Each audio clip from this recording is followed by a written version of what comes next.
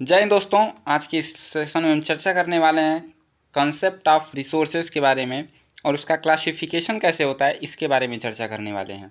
तो बेहद ही important class होगी और इसमें चूँकि बहुत सारा फैक्चुअल जानकारी भी है तो वो फैक्चुअल जानकारी मैं आपको शॉर्ट वीडियो में दे दूंगा, लेकिन जो कंसेप्ट है कुछ कंसेप्ट इसमें है जिसको समझना आपके लिए आवश्यक है। जैसे रिसोर्सेज होते क्या हैं, इसके क्लासिफिकेशन में कौन कौन सी चीज़ें आती हैं, इन सब के बारे में चर्चा करेंगे इसमें। ठीक है, तो concept of resources and there classification class को स्टार्ट करते हैं। ये बीए फोर्थ सेमेस्टर के इकोनॉमिक जियोग्राफी का पार्ट है।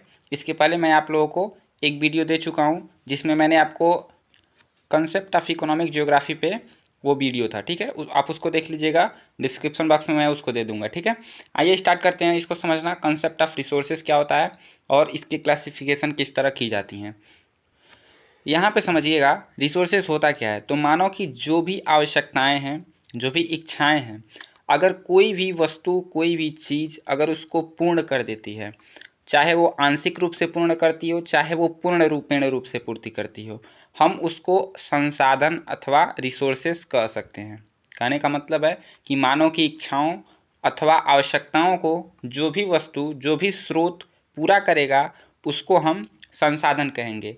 वो उसकी पूर्ति आंशिक रूप से अथवा पूर्ण रूपेण से भी हो सकती है। ठीक है, अब एक इंटरेस्टिंग बात यह है कि मानव जो है वो स्वयं भी एक संसाधन है। आप इसको कैसे समझ सकते हैं, जैसे प्रत्येक मानव एक दूसरे मानव पे आश्रित होगा। जैसे आप किसी दुकानदार पे आश्रित होंगे, किसी दूध वाले पे आश्रित होंगे, तो ऐसे जो है एक मानव दूसरे मानव पर आश्रित है। एक मानव दूसरे मानव की इच्छाओं की आवश्यकताओं की पूर्ति कर रहा है, अतः मानव स्वयं में एक संसाधन है। ठीक है, यहाँ पे तीसरे पॉइंट में आते हैं, मानव व संसाधन में अन्योन्य आश्रित संबंध है, अथवा जो इनके बीच संबंध है वो अन्योन्य आश्रित अर्थात एक दूसरे पर डिपेंडेंट है। ये कैसे, जैसे अगर जब पृथ्वी की उत्पत्ति हुई तब से लेके अब तक संसाधन जो इस समय हम यूज कर रहे हैं वो संसाधन हैं, पृथ्वी की उत्पत्ति से लेके और अब तक। लेकिन जब पृथ्वी की उत्पत्ति हुई और जब तक उस संसाधन की खोज हुई, इसके बीच का जो पीरियड था, भले ही पृथ्वी पर संसाधन था लेकिन हम उसका यूज़ नहीं कर पा रहे थे। उसका यूज कब स्टार्ट किए,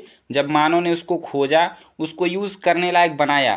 ठीक है, जैसे कोयला बहुत समय से धरती के अंदर दबी हुई थी, उसका हम यूज नहीं कर पा रहे थे, लेकिन जब संसाधन के रूप में उसको यूज किया जाने लगा, कब यूज किया जाने लगा, जब मानव ने उसकी खोज की, तो उसके बाद वो संसाधन के रूप में बदल गया। इसीलिए कहा जाता है कि मानव और संसाधन के बीच अन्योन्य आश्रित संबंध होता है, एक दूसरे पर डिपेंडेंसी होती है। ठीक है, अतः हम यह कह सकते हैं कि दोनों का अस्तित्व एक दूसरे पर निर्भर करता है। संसाधन के बिना मनुष्य अधूरा है और मनुष्य के बिना संसाधन भी अधूरा है। इसी के टर्म में एक वाक्य कहा जाता है कि संसाधन होते नहीं बनाए जाते हैं। किसके द्वारा बनाए जाते हैं, मानव के द्वारा। ठीक है, अब यहाँ पे देखिए जो मैंने यहाँ पे लिखा है सेंटेंस, संसाधन होते नहीं बल्कि बनते हैं। किसके द्वारा, मानव के द्वारा ये बनाए जाते हैं।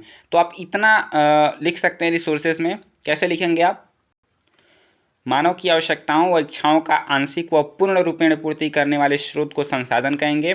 मानव स्वयं में भी एक संसाधन है, आप एग्जाम्पल दे सकते हैं। उसके बाद मानव और संसाधन में अन्योन्य आश्रित संबंध है, अर्थात दोनों एक दूसरे पर निर्भर हैं, दोनों का अस्तित्व एक दूसरे पर निर्भर करता है।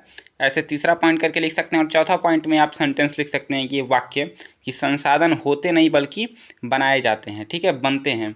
तो ऐसे आप जो है अच्छा मार्क्स गेन कर सकते हैं, ऐसे अगर आप लिखते हैं पेपर में। तो आते हैं क्लासिफिकेशन ऑफ रिसोर्सेज पे। कितने टाइप्स के होते हैं रिसोर्सेज, तो अगर मुख्य रूप से देखा जाए तो 2 टाइप्स के, नेचुरल रिसोर्सेज और ह्यूमन रिसोर्सेज। ह्यूमन रिसोर्सेज मानव स्वयं में भी एक संसाधन है, तो इसीलिए जो स्वयं में संसाधन मानव है तो ये एक बहुत बड़ा चैप्टर हो जाएगा। इसीलिए हमको यहाँ पे ह्यूमन रिसोर्सेज को यहीं पे छोड़ के और नेचुरल रिसोर्सेज पे जाना है।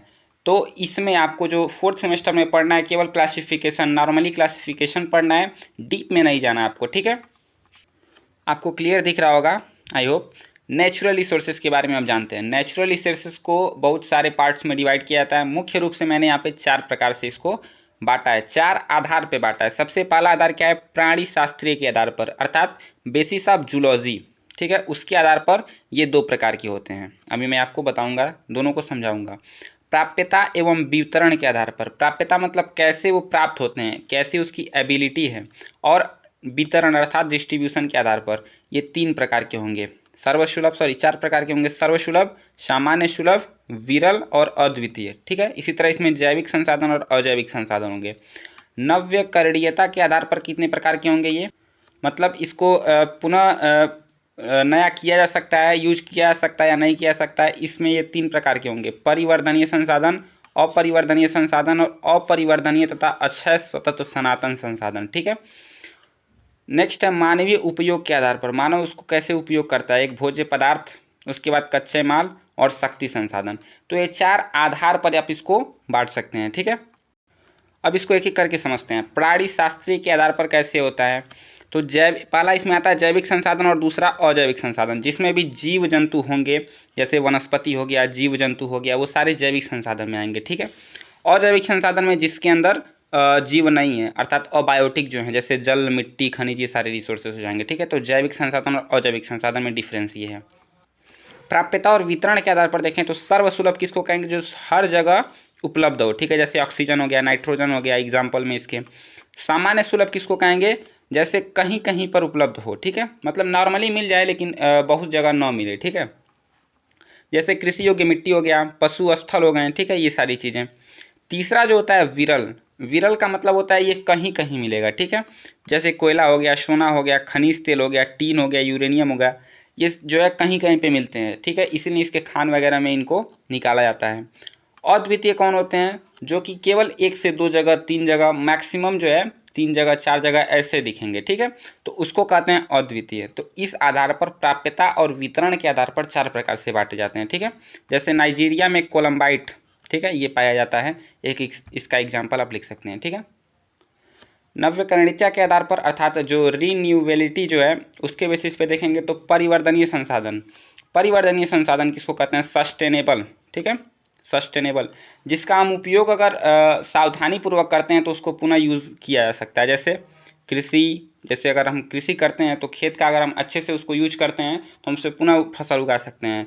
वन, उपवन, जल संसाधन, इन सबको जो है हम रीन्यूएबिलिटी उसका कर सकते हैं। ठीक है, दूसरा है अपरिवर्धनीय संसाधन, जिसका हम वो पुनः उसको यूज़ नहीं कर सकते हैं, कोयला हो गया, पेट्रोलियम हो गया, ये सारी चीज़ें। ठीक है, और अपरिवर्धनीय तथा अक्षय सतत सनातन संसाधन किसको कहेंगे, जो हमेशा के लिए, जैसे सौरिक विकिरण, जो सूर्य से प्रकाश आ रहा है उससे हम हमेशा एनर्जी ले सकते हैं। ठीक है, सागर हो गया, इन सारी चीज़ों से हम हमेशा की एनर्जी ले सकते हैं, कभी ख़त्म नहीं होने वाली है। ठीक है, पहले वाले में क्या अंतर है और इसमें क्या अंतर है, परिवर्धनीय में क्या होगा, आप इसमें देखिए, ये जो परिवर्धनीय है इसमें क्या होगा, अगर हम इसको अच्छे से यूज करेंगे तभी ये पुनः हमको प्राप्त होगा, लेकिन इसमें जो है हम जो है किसी भी तरह से करेंगे तो पुनः हमको एनर्जी प्राप्त होती जाएगी। ठीक है, और इसमें क्या होगी, हम इसको पा नहीं सकते हैं दोबारा।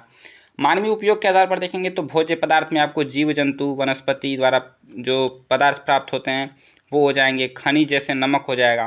कच्चे माल में देखेंगे तो जीव जंतुओं, वनस्पतियों द्वारा जो कच्चे माल प्राप्त होते हैं वो खनिज कच्चे माल हो जाएंगे। शक्ति संसाधन में खनिज तेल, प्राकृतिक गैस, ये सारी चीज़ें आ जाएंगी। तो आई होप आप समझ गए होंगे कि नेचुरल रिसोर्सेज जो है 4 टाइप्स में, अगर बेसिस में देखेंगे तो 4 टाइप्स में इसको बांटा गया है। प्राणी शास्त्रीय के आधार पर, प्राप्यता और वितरण के आधार पर, नव्यकरणीयता के आधार पर और मानवीय उपयोग के आधार पर, 4 टाइप्स के हो गए।